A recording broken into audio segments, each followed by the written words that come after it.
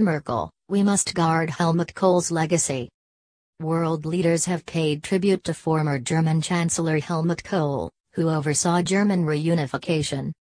Mr. Kohl, who died last month, was a major driving force behind closer European integration. Speaking next to his coffin, which was draped in the EU flag, Chancellor Angela Merkel said it was up to this generation to preserve his legacy. After the event at the European Parliament, he will be buried in the German town of Speyer later. It is the first time that the European Parliament in Strasbourg has paid tribute to a leader in such a way. Mr. Kohl worked for German reunification as others hesitated, Mrs. Merkel said, adding that his motivation was always that there should be no more war in Europe. Now it's up to us to preserve your legacy. I bow before you and your memory in gratitude and humility, she said. She also offered personal thanks for the opportunities that Mr. Kohl, her political mentor whom she later denounced over a funding scandal, had given her in her career. Former U.S. President Bill Clinton also delivered a eulogy. All of us who came, why? Because Helmut Kohl gave us the chance to be involved in something bigger than ourselves?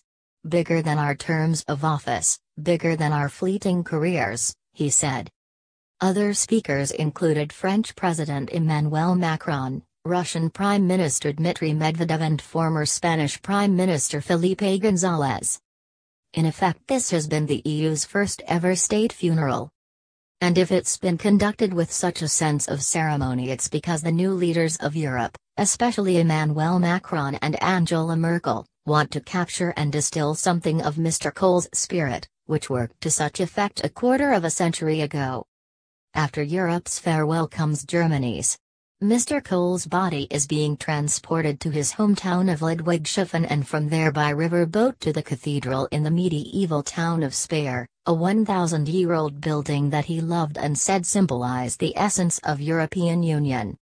The ceremony was proposed by European Commission President Jean-Claude Juncker, who was nicknamed Junior by Mr. Kohl and who described him as a mentor and friend. More than 2,000 police have been on duty in Strasbourg. However, Germany will not hold a state funeral for Mr. Kohl in Germany at the request of his widow Maike Kohl-Richter, his second wife. How rock and punk helped top police Germany.